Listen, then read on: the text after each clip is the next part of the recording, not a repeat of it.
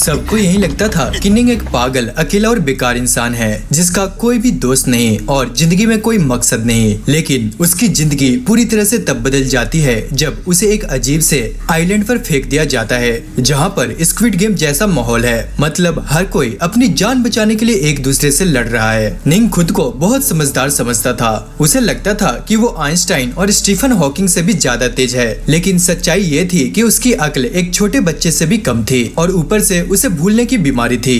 एक दिन वो अचानक एक डरावने सपने से उठता है। उसकी आंखें खुलती है एक धीमी रोशनी वाले कमरे में। उसे समझ ही नहीं आता कि वो यहाँ कैसे आया। उसे तभी एक अजीब सी लड़की की आवाज सुनाई देती है जो कहती है, शुक्र है तुम जाग गए, जल्दी देखो पीछे दीवार की तरफ। निंग पीछे मुड़ता है और देखता है कि एक नुकीले किले भरी दीवार उसकी तरफ धीरे धीरे बढ़ रही है। वो बिना कुछ सोचे फौरन दूसरी तरफ भागता है और तभी दीवार रुक जाती है। अब वो बुरी तरह से घबरा जाता है और इधर उधर बाहर निकलने का रास्ता ढूंढता है, लेकिन लड़की कहती है कोई फायदा नहीं, दरवाजा अंदर से नहीं खुलेगा। निंग खिड़की की सलाखें तोड़ने की कोशिश करता है, लेकिन वो भी बेकार जाती है और वो थक कर जमीन पर गिर जाता है। दूसरी तरफ की लड़की जिसका नाम जिन होता है बच्चों की तरह रोने लगती है और कहती है, हम यहाँ से कभी नहीं निकल पाएंगे, हम मरने वाले हैं। निंग पूछता है, तुम कौन हो, क्या चाहती हो मुझसे? लेकिन जब वो गौर से देखता है तो उसे पता चलता है कि जिन भी उसी की तरफ फंसी हुई एक कैदी है और इसके बाद वो तुरंत उससे माफी मांगता है।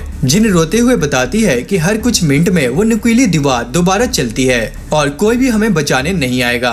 अब निंग थोड़ा शांत होता है और कहता है, सुनो, तुम अपने पास रखे हुए कुल्हाड़ी से खिड़की तोड़ने की कोशिश करो और बाहर निकलो यहाँ से।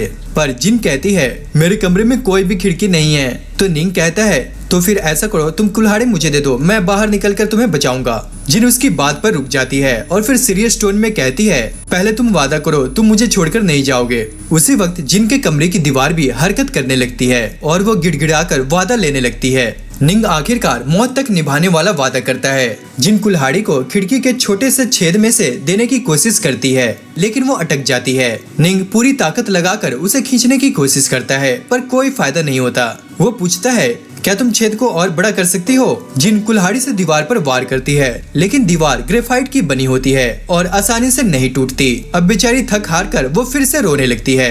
अब यहाँ पर निंग को बहुत ही ज्यादा गुस्सा आ जाता है। अब बस चुप करो ताकि मैं कुछ सोच सकूं। वो उससे पूछता है, तुम यहाँ कैसे आए? जिन बताती है कि वो मेट्रो में झपकी ले रही थी और जब उसकी आंखें खुली तो खुद को लोहे के बिस्तर पर बांधा हुआ पाया। तभी निंग को एक आइडिया आता है। वो कहता है, अच्छा उस लोहे के बिस्तर को तोड़ो और उसकी रॉड मुझे दो। अब जिन ऐसे ही करती है और रॉड को छेद से देती है। निंग फौरन खिड़की पर जाकर रॉड से उसे तोड़ देता है और बाहर निकल जाता है। अब पीछे जिन चिल्लाती है, प्लीज मुझे छोड़कर मत जाना तुम, और तभी एक दीवार भी बंद हो जाता है। अब जैसे जैसे वक्त बीतता है, जिन अतीत की उस दर्दनाक याद को याद करने लगती है जब सालों पहले एक हाइकिंग ट्रिप के दौरान उसे अकेला छोड़ दिया गया था। उसके ग्रुप का एक लड़का जख्मी हो गया था, तो जिन उसे एक गुफा में ले गई और उसके जख्मों की देखभाल करने लगी, क्योंकि उसके पापा डॉक्टर थे और उसने ये सब उनसे सीखा था। कुछ देर बाद ग्रुप के बाकी लोग वहाँ पहुँचे और उसे बाहर बुलाकर धीरे से बोले, हमें जल्दी निकलना होगा, बर्फबारी बहुत तेजी से हो रही है। लेकिन जिन ने मना कर दिया, हम किसी को पीछे छोड़कर नहीं जा सकते, वो जख्मी है, अभी चलने की हालत में भी नहीं है। लेकिन तभी वो जख्मी लड़का ये सब सुन लेता है और बाकी दोनों लड़के पर चिल्लाने लगता है, तुम मुझे ऐसे कैसे छोड़ सकते हो? फिर दोनों लड़के उन्हें छोड़कर अकेले ही निकल जाते हैं। अब यहाँ पर वक्त गुजरता है। जिन हर मुमकिन कोशिश करती है कि दोनों जिंदा रहे, जैसे खाने का इंतजाम, इलाज, सब कुछ करती है। पर उस लड़के ने एक दिन उसे थैंक यू कहने की कोशिश में उसे चूमना चाहा, लेकिन जिन ने उसे मना कर दिया। कुछ देर बाद जब वो खाना लाने बाहर जाती है और लौटती है तो वो लड़का भी उसे अकेला छोड़कर चला गया होता है। तभी दोस्तों अब हम प्रेजेंट में आ जाते हैं। अब वो सोचती है कि हर बार उसे मर्दों ने ही धोखा दिया है। वो फिर से रोने लगती है और ये सोचकर कि शायद निंग भी उसे छोड़कर चला गया। लेकिन तभी छत से एक लकड़ी टूटती है और ऊपर से निंग अपना हाथ आगे बढ़ाता है। अब जिन फौरन उसका हाथ पकड़ लेती है और दोनों छत से निकलकर बाहर की हवा में सांस लेते हैं। अब थोड़ी देर तक दोनों हाँफते रहते हैं। फिर अचानक जिन निंग को गले लगा लेती है और कहती है, मुझे यकीन ही नहीं हो रहा कि तुम वापस आ गए। इसके बाद वो अपना नाम बताती है और कहती है कि वो पहले साल की मेडिकल स्टूडेंट है। फिर निंग से उसका नाम पूछती है, लेकिन वो कोई जवाब नहीं देता, बस कहता है, पहले तुम अपने चारों ओर देखो, हम अब भी सेफ नहीं है। दोनों फिर नीचे उतरते हैं और एक लाइट हाउस की बालकनी में पहुंचते हैं। वहाँ एक मेटल दरवाजा होता है जो किसी अंडरग्राउंड टनल की तरफ जा रहा होता है। निंग पहले नीचे उतरता है, फिर जिन उसके पीछे, और जैसे ही वो सीढ़ियों से नीचे उतरते हैं, निंग देखता है कि कुछ स्टेप्स गायब है। अब वो छलांग लगाकर नीचे उतर जाता है और जिन से कहता है, तुम डरो मत, मैं तुम्हें पकड़ लूंगा। पर जिन थोड़ी डरी हुई होती है, लेकिन वो कूद जाती है, पर निंग उसे पकड़ लेता है, लेकिन दोनों फिसलकर सीधा समुद्र में गिर जाते हैं। अब निंग को अचानक वही डूबने वाला सपना फिर से याद आने लगता है, लेकिन जिन उसे बचाकर फिर पानी की सतह पर ले आती है। अब यहाँ पर टाइम बीतता है, निंग अभी भी बेहोश होता है। जिन उसे लाइट हाउस की निचले मंजिल में एक कमरे में ले जाती है, देखती है कि कोई यहाँ नहीं है, और जैसे ही वो लाइट जलाती है, सामने एक डरावनी लाश दिखाई देती है। अब वो घबरा जाती है और पीछे से आवाज लगाती है। इसके बाद वो धीरे से पलटती है और देखती है कि एक ऑरेंज बालों वाला लड़का हाथ में चाकू लिए उसे घूर रहा है। वो उसे कहता है, उसे नीचे रखो और पीछे हटो। अब जिन डर के मारे कांपते हुए वैसे ही करती है, पर लड़का यहाँ पे कुछ बेसिक सवाल करता है। फिर पास बैठी मम्मी जैसे शव के बारे में पूछता है, पर जिन कहती है, मुझे कुछ नहीं पता। लड़का यहाँ यकीन नहीं करता और कहता है कि शायद उसे निंग से पूछना चाहिए। वो निंग की उंगली पर जोर से कुछ मारता है, जिससे निंग दर्द से उठ बैठता है। वो उससे पूछता है, क्या तुम इस लड़की को जानते हो? निंग कहता है, नहीं। अब जिन यहाँ पर रोने लगती है, अरे हम दोनों साथ में भागे थे, तुम कैसे भूल सकते हो? अब वो ऑरेंज बालों वाला लड़का, जिसका नाम जैंग होता है, चाकू निंग के गले पर ले जाता है और धमकी देता है कि अगर उन्होंने उसकी बात नहीं मानी तो वो उन्हें मार देगा। अब निंग डर के मारे दोबारा कहता है, मैं इस लड़की को नहीं जानता। अब जिन यहाँ पर हैरान हो जाती है, आखिरकार ये झूठ क्यों बोल रहा है? अब उसे निंग के बिहेवियर पर शक हो जाता है। जैंग पूछता है, क्या बात है? पर जिंग उसे सारी बात समझाती है, जैसे गिरने की, बचाने की और सब कुछ। वो कहती है, हो सकता है कि गिरने से निंग को दिमागी चोट लगी हो, शायद इसलिए उसे कुछ याद नहीं। अब जैंग यहाँ पर हंसता है मैं कोई बेवकूफ नहीं जो तुम्हारी इन कहानियों पर यकीन कर लूं। अब जिन उससे प्रे करती है, प्लीज उसे मत मारो तुम। पर जैंग कहता है, एक शर्त है, सिर्फ एक शब्द में जवाब दो। निंग अपनी जान खतरे में डालकर तुम्हें आखिरकार क्यों बचाया? अब जिन यहाँ पर घबरा जाती है और वक्त यहाँ पर निकलता जा रहा होता है और चाकू निंग के गर्दन तक पहुँच चुका होता है। पर तभी जिन कुछ निकालती है और जोर से चिल्लाती है, रुको, पहले ये बताओ तुम अपने सबसे पुराने दोस्त को कितने सालों से जानते हो? अब जैंग यहाँ पर थोड़ा चौंकता है, शायद 25, जब से मैं 3 साल का था और अनाथालय में मिला था। पर तभी जैंग कहता है, पॉइंट पर आओ। तभी जिन बोलती है, तो क्या तुम्हें पूरा यकीन है कि वो दोस्त अपनी जान दांव पर लगाकर तुम्हें बचाएगा? तभी जैंग यहाँ पर चुप हो जाता है, पर जिन आगे उससे कहती है, अगर किसी को बचाने के लिए सालों पुरानी पहचान जरूरी होती तो शायद हम सब अकेले मर जाते। पर दोस्तों, जिन की बात सुनने के बाद जैंग थोड़ी देर के लिए चुप हो जाता है। फिर वो कहता है, तो मतलब कोई किसी को बिना पहचाने भी बचा सकता है? इसके बाद वो उठता है और चाकू वापस रखने से पहले कहता है, मेरे दोस्त मेरे लिए कुछ भी करेंगे, तुम गलत हो। लेकिन हाँ, शायद ये बात हर किसी पर लागू नहीं होती। अब कुछ समय बाद जिंग निंग को समझाने की कोशिश करती है कि कैसे उसने उसकी जान बचाई थी, पर निंग को यकीन ही नहीं होता कि उसने सच में कुछ ऐसा किया था और अब उसे कुछ याद भी नहीं होता। जैंग उससे पूछता है, अच्छा आखिरी चीज क्या याद है तुम्हें? पर निंग शर्माते हुए कहता है, अच्छा ठीक है, 5th क्लास में मैं प्लेबॉय मैगजीन पढ़ रहा था, बस वहीं तक। अब सारे थक जाते हैं और फिर मम्मी का इंस्पेक्शन करने लगते हैं। जिन कहती है, यहाँ तो नमी है, फिर मम्मी कैसे बची रह सकती है? इसके बाद वो मम्मी का हाथ ऐसे पकड़ती है जैसे कोई टॉफी हो और गौर से देखती है। वो बताती है कि यह शव यहाँ बाद में लाया गया है। अब जैंग और निंग की मदद से वो मम्मी को जमीन पर लिटाती है और आगे जांच करती है। अब जैंग को यहाँ पर शक होता है, मुझे लग रहा है कि शायद ये कोई मरीन सोल्जर था। अब इसके बाद वो मम्मी के कपड़े फाड़ता है और सब हैरान रह जाते हैं। उसके शरीर पर चाकू से उकेले हुए कुछ नंबर लिखे होते हैं। वो नंबर किसी बात का संकेत करते हैं और ये कोई भी समझ नहीं पाता। अब इसके बाद आखिर में सब हार मान लेते हैं और दूसरी बात करने लगते हैं। पर जिन जैंग से पूछती है, आखिर तुम कौन हो? वो बताता है कि वो एक गैंग में काम करता था जिसका सरगना था डॉन चाइन। वो 3 दिन पहले कुछ गुंडों से भाग रहा था और नाव में बेहोश होकर यहाँ पहुँच गया। इसके बाद जिन भी अपनी कहानी बताती है कि कैसे सबवे में झपकी लेने के बाद वो यहाँ आ गई। अब दोनों सोचते हैं, क्या ये किसी और गैंग का काम है या मानव तस्करों का? निंग कहता है, नहीं, मुझे लगता है कि ये सब उन नंबरों से जुड़ा हुआ है। मुझे तो ये कोई गेम लग रहा है।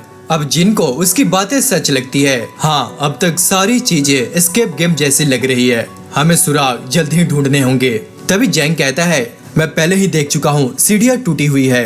तभी जिन मम्मी के कान में कुछ नोटिस करती है, एक स्क्रॉल। वो उसे खींचती है और उसमें से एक मैप निकलता है। उसमें एक जगह एक्स के निशान होते हैं, लाइट हाउस और कुछ अजीब से निशान भी बने होते हैं। निंग थोड़ी देर तक मैप को देखता रहता है और फिर वो बोलता है मैंने ये मैप पहले कहीं देखा है, लेकिन मुझे याद नहीं आ रहा कहाँ देखा है। अब जैंग यहाँ पर चिल्लाता है यार याद कर तू, पर निंग अपना सर पकड़ लेता है, यार मुझे बहुत दर्द हो रहा है। इसके बाद जिन उसे शांत करती है और एक कोने में ले जाती है और कहती है तुम मत सोचो ज्यादा, बस तुम आराम करो। अब जैंग ये सब देखकर परेशान हो जाता है, यार इनकी बकवास मैं और नहीं सुन सकता। और इसके बाद वो बाहर चला जाता है सिगरेट पीने। जब वो वापस आता है तो देखता है कि निंग और जिन पास पास सो रहे होते हैं और वो गुस्से में उन्हें लात मारकर उठाता है, अरे उठो, हमें उस एक्स वाली जगह पर जाना है। पर निंग बहुत ही ज्यादा एक्साइटेड हो जाता है, जैसे हम कोई खजाना ढूंढने जा रहे हैं। इसके बाद जिन कहती है हमारी हालत देखी है, अभी जाना सही है क्या? पर जैंग कहता है अब तुम दोनों मेरे गुलाम हो, मेरे कहे बिना कुछ नहीं होगा। इसके बाद तीनों अपना सामान पैक करते हैं और जंगल की ओर बढ़ते हैं। चलते चलते जैंग उन्हें रोकता है और जमीन पर कुछ जांच करता है, एक खून से सना हुआ ट्रैप। वो कहता है अगर हमें किसी के और निशान मिले तो अपने ट्रैक मिटा देना। अब तुम दोनों का काम है खाना और पानी ढूंढ कर लाना छुप के। जिन और निंग चुपचाप अपने मास्टर का हुक्म मानते हैं। इसके बाद निंग कुछ अजीब से जंगली फल लाता है और जिन कुछ मशरूम और जड़ी बूटियाँ। तभी जैंग अचानक प्रकट होता है और वो एक क्यूट से खरगोश को मार देता है और कहता है survival of the fittest baby. इसके बाद दोस्तों वो सबको एक गुफा में ले जाता है और खरगोश को भूनता है और वो खुद पूरा मीट खा जाता है और निंग जिन को सिर्फ फल देता है। खाना खाने के बाद वो जिन से कहता है अबे ऐसा कर तू जा और भूसे से मेरा बिस्तर बना।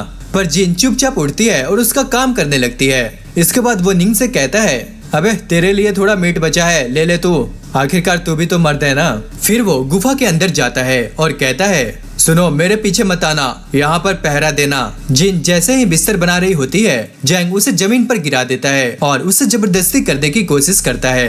तभी जिन मदद के लिए चिल्लाती है बचाओ मुझे। पर निंग बाहर से सब सुन लेता है और वो सोचता है कि अब मैं क्या करूँ, लेकिन फिर अचानक गुफा के अंदर दौड़कर जाता है और चिल्लाता है अबे जैंग रुक जा कमीने। निंग की बात सुनकर जैंग को गुस्सा आ जाता है और वो उसे जोर से लात मारकर जमीन पर गिरा देता है। लेकिन निंग फिर भी उठ जाता है और कहता है हमें एक दूसरे के साथ बुरा नहीं करना चाहिए क्योंकि हम एक टीम है, समझे। जैंग उसकी बातों से तंग आ जाता है और बिना कुछ कहे एक जोरदार घुसा उसके चेहरे पर मारता है, फिर उसे जमीन पर फेंक देता है और वहाँ से बाहर चला जाता है। अब यहाँ पर शाम हो चुका होता है और जैंग जंगल के अंदर चला जाता है थोड़ी शांति पाने के लिए। और वो मन ही मन सोचता है कि इन दोनों को तो देखकर नहीं लगता कि ये किसी गैंग के गुर्दे हैं, और ऊपर से मुझे उस बेवकूफ निंग से भाषण सुनना पड़ा। पर तभी उसे कहीं से बचाव की आवाज सुनाई देती है। वो दौड़ता है उसी गुफा की तरफ और देखता है कि निंग और जिन भी बाहर आ चुके होते हैं और वही आवाज सुनकर इधर आए हैं। जैंग उन्हें कहता है मेरे पीछे चलो, उस आवाज का पीछा करते हैं हम। अब इसके बाद तीनों आगे बढ़ते हैं और देखते हैं कि एक आदमी किसी से बचकर भाग रहा है। जिन जैसे ही देखती है कि वो आदमी एक ट्रैप में गिरने वाला है तो वो उसे वार्निंग देती है, लेकिन निंग उसके मुंह पर हाथ रख देता है और उसे रोक देता है। पर जैंग समझता है हम उसका पीछा करने वाला नहीं देख पा रहे, मामला कुछ गड़बड़ लगता है। हो सकता है कि ट्रैप उसी ने लगाया हो जो उसका पीछा कर रहा है। और तभी दोस्तों सामने आता है एक आदिवासी जैसा आदमी हाथ में कुल्हाड़ी लिए। वो शख्स जो ट्रैप में फंसा था बड़ी मुश्किल से उठता है, लेकिन आदिवासी सीधे उसे जानवर की तरफ मार डालता है और उसका शव घसीटते हुए ले जाता है। अब ये देखकर सब सुन रह जाते हैं। पर जैंग कहता है हमें वापस गुफा में चलकर छिप जाना चाहिए क्योंकि अभी बहुत रिस्क है। गुफा के अंदर जिन आराम कर रही होती है और निंग जैंग से पूछता है अरे वो आदमी कौन था, कोई जंगली था क्या? पर तभी जैंग गुस्से से कहता है मुझे क्या पता यार, बस एक बात साफ है, ये जगह जितनी डरावनी लगती है उससे कहीं ज्यादा खतरनाक भी। इसके बाद वो कहता है रात की पहरेदारी मैं करूंगा, तुम भी ध्यान रखना। अगली सुबह निंग और जिंग खाने की तलाश में बाहर निकलते हैं। तभी निंग को एक नारियल का पेड़ दिखता है और वो सीधा ऊपर चढ़ जाता है और नारियल नीचे फेंकता है जिन के लिए। लेकिन तभी एक चूहा जिन के पास आता है और वो जोर से चिल्ला पड़ती है। अब निंग यहाँ पर घबरा जाता है, यार कहीं किसी ने सुन तो नहीं लिया। लेकिन जब सच्चाई पता चलती है तो वो चिल्लाता है तुम दोनों बेवकूफ हो, एकदम फालतू। तभी जिन अचानक कहती है मुझे वॉशरूम जाना है और वो तभी दौड़ जाती है।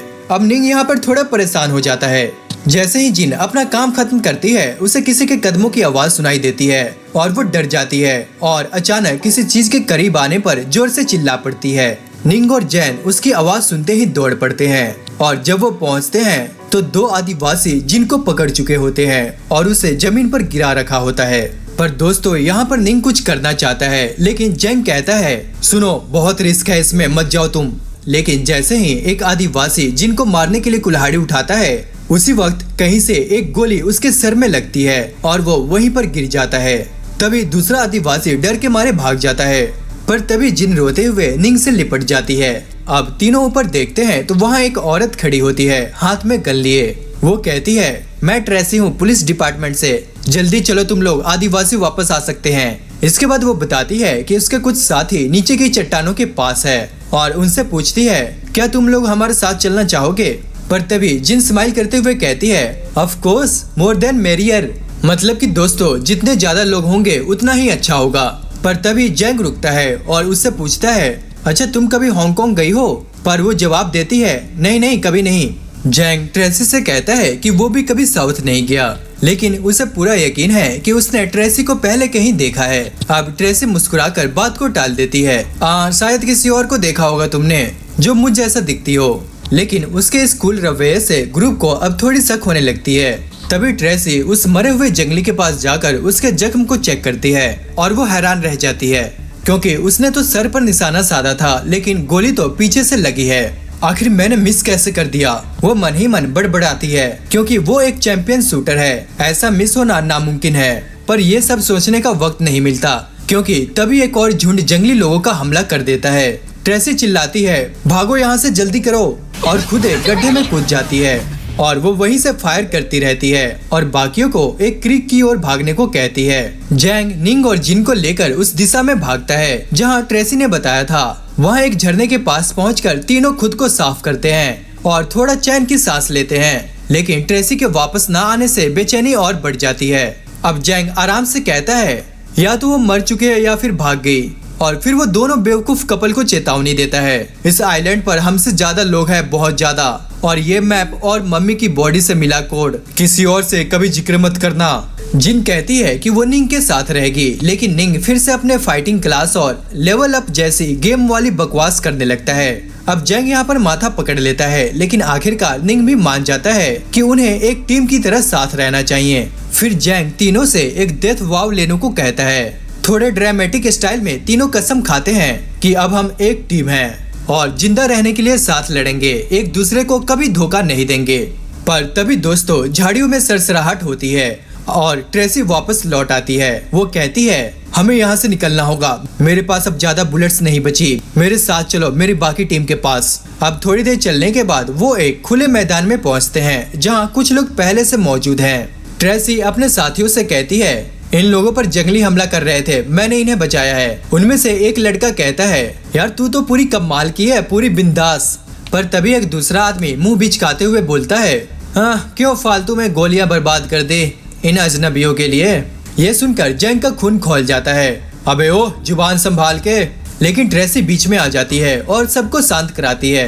अगर मेरी टीम के साथ रहना है तो मेरे रूल्स फॉलो करने होंगे और किसी को भी हर्ट करने की इजाजत नहीं है। और तभी जैंग स्माइल करते हुए सिर हिलाता है ठीक है तुम्हारे रूल्स चलेंगे। और इसके बाद सभी अपना इंट्रोडक्शन देते हैं। जिन और निंग भी अपना परिचय देते हैं। लेकिन जब निंग कहता है कि वो अभी 5th ग्रेड में है तो सब लोग उसे अजीब नजरों से देखते हैं। पर जिंग तुरंत सफाई देती है निंग को सिर पर चोट लगी है, उसकी मेमोरी वहीं अटक गई है।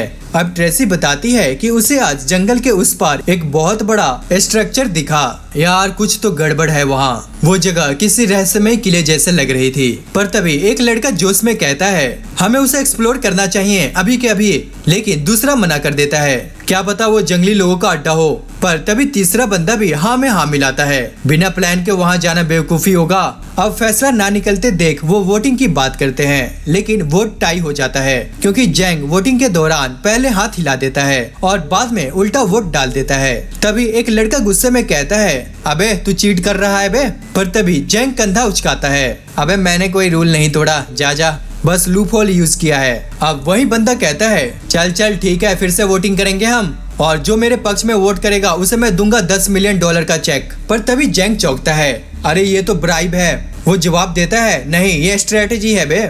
जैसे पॉलिटिशियन वोट पाने के लिए कुछ भी वादा करते हैं, बल्कि मैं सबके सामने कर रहा हूँ, कुछ छुपा के नहीं। पर तभी जैंग भी चाल चलता है, जो मेरे साथ वोट करेगा उसे मिलेगा 30 मिलियन। पर तभी ट्रेसी कहती है, अबे चिंदी के तेरे पास इतने पैसे है भी। पर तभी जैंग ठाके मारते हुए बोलता है, नहीं नहीं मेरे पास कहाँ है, लेकिन इसी गाकी देगा, उसे तो हर हाल में जीत चाहिए ना। और दोस्तों अगले पल वोटिंग होती है और जाहिर है जैंग जीत जाता है। एक लड़का उसका पक्ष ले लेता है और कहता है, चलो इसी गाकी अब जल्दी से चेक काटो। अब अगले दिन दोस्तों सभी उस विशाल स्ट्रक्चर को एक्सप्लोर करने निकलते हैं। अब वो धीरे धीरे जंगल की गहराइयों में बढ़ते हैं। तभी जैंग ट्रेसी से धीरे से कुछ कहता है, सुनो सुनो तुमसे कुछ प्राइवेट बात करनी है मुझे। इसके बाद ट्रेसी को यांग पास आकर कहता है कि वो बात यही कर सकते हैं, लेकिन यांग जिद करता है कि उसे अकेले में बात करनी है। पर जब ट्रेसी इनकार करती है तो वो झुककर उसके कान में कुछ कहता है और ये सुनते ही ट्रेसी उसे रोकती है और गुस्से में उसे एक तरफ खींच ले जाती है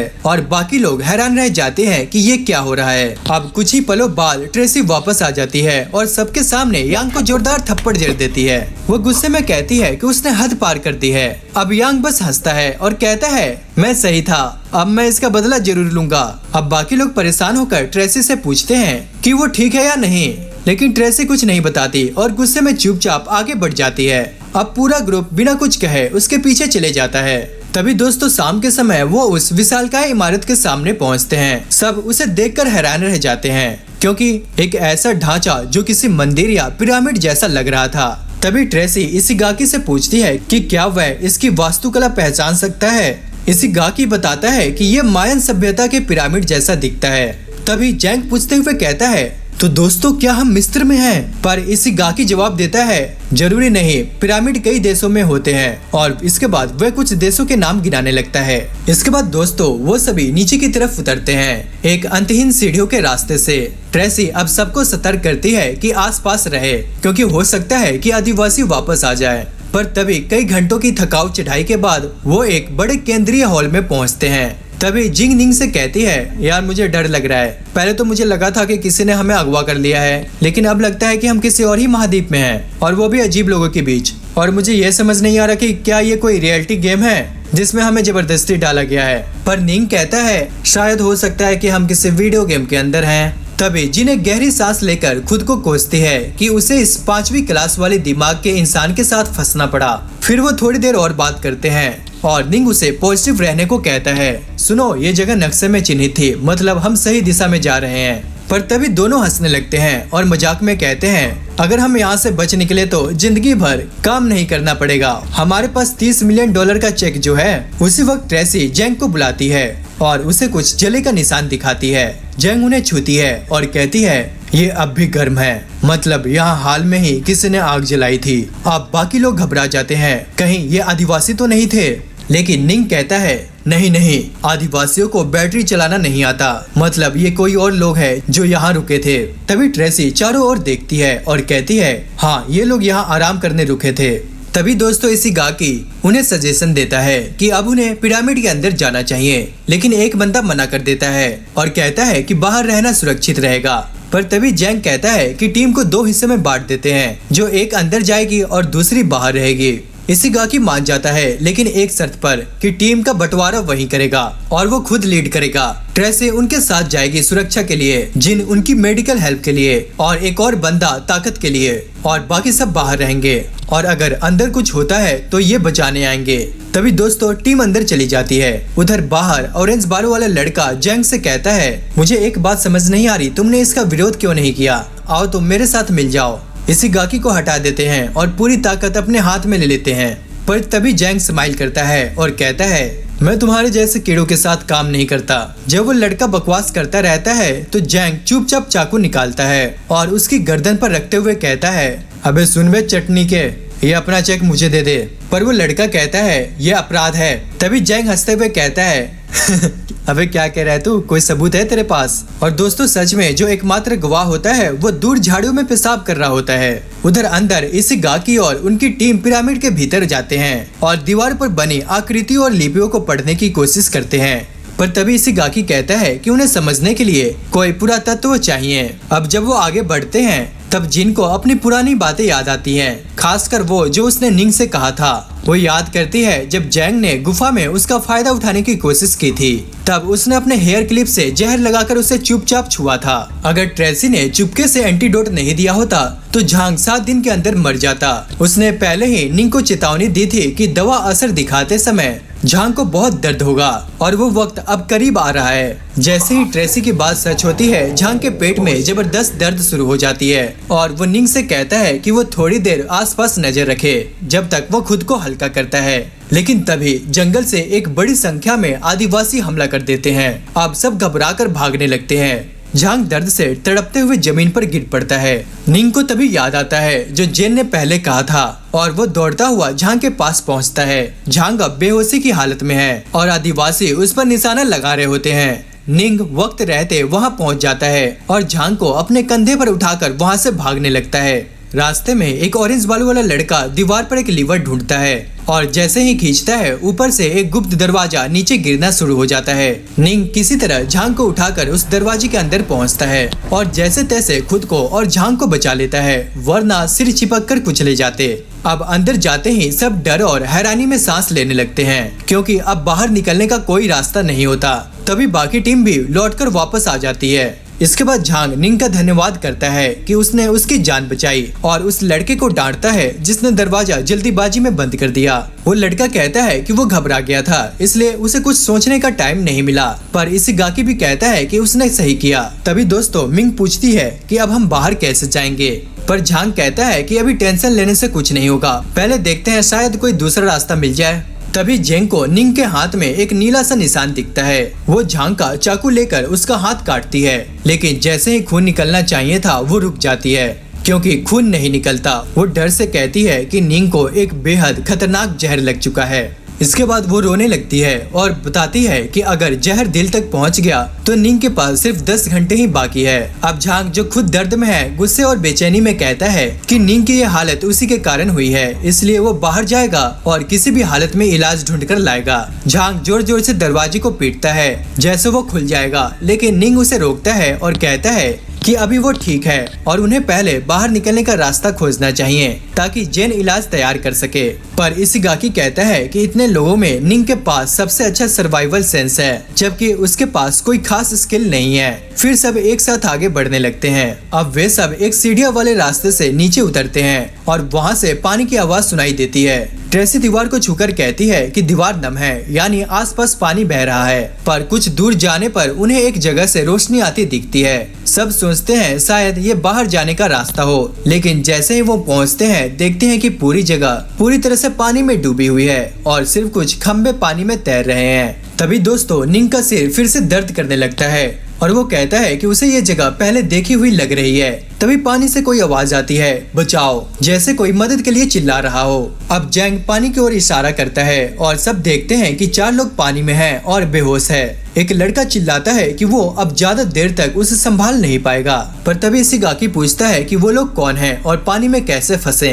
तभी एक पीले बाल वाला लड़का कहता है कि वो भी वैसे ही यहाँ आ गए जैसे बाकी लोग। तभी पानी और ऊंचा होने लगता है। वो लड़का कहता है कि वो आदमी जो उसकी गोद में है एक प्रोफेसर है जिसे आदिवासी की भाषा पढ़ने आती है और वो जानता है कि बाहर का रास्ता कहाँ है। तभी झांग कहता है कि हमें इन्हें बचाना चाहिए और जेन उसे एक रस्सी देती है, लेकिन पानी तक पहुँचने के लिए वो बहुत छोटी होती है। पर तभी एक लड़का कहता है कि वह ताकतवर है और रस्सी में पत्थर बांधकर उसे फेंकता है और पीले बाल वाला लड़का रस्सी पकड़ लेता है और सब मिलकर उन्हें बाहर खींचते हैं। तभी थोड़ी देर में वो लोग बाहर आ जाते हैं और प्रोफेसर को जमीन पर लिटा दिया जाता है। तभी पीले बाल वाला लड़का कहता है कि उसका नाम आंद्रे है और वह एक रशियन भारे का सिपाही है जो अब इजरायली आर्मी से जुड़ा है। तभी एक मोटा और अजीब दिखने वाला आदमी खुद को डिंग बताता है और कहता है कि वो एक कलाकार है। तभी निंग खुशी से झूम उठता है कि उसे आर्ट बहुत पसंद है और इसके बाद ब्राउन बालों वाली औरत खुद को चेरी बताती है जो न्यूजीलैंड की एक हाउस वाइफ है। इसके बाद आंद्रे फिर जमीन पर पड़े आदमी की ओर इशारा करता है और बताता है कि वो एक प्रोफेसर है जिसे प्राचीन सभ्यता की बहुत जानकारी है और जो इन दीवारों की भाषा को पढ़ सकता है।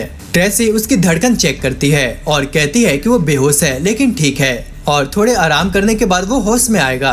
पर तभी झांग कहता है कि हमारे पास इतना वक्त नहीं है, उसे अभी उठाओ। तभी प्रोफेसर थोड़ी देर बाद खांसते हुए उठता है और कहता है दीवारों की लिपि के अनुसार अगर वे सबसे ऊंची जगह पर पहुंच जाए तो वहां एक दरवाजा खुद ब खुद खुल जाएगा। तो दोस्तों आज की वीडियो यहीं पे खत्म होती है। तो अगर आपको ये वीडियो अच्छी लगी तो चैनल को सब्सक्राइब और वीडियो को लाइक जरूर करना, और अगर आपको इसका नेक्स्ट पार्ट चाहिए तो मुझे कमेंट करके जरूर बताना। तो दोस्तों आज के लिए इतना ही, मिलते हैं नेक्स्ट वीडियो में।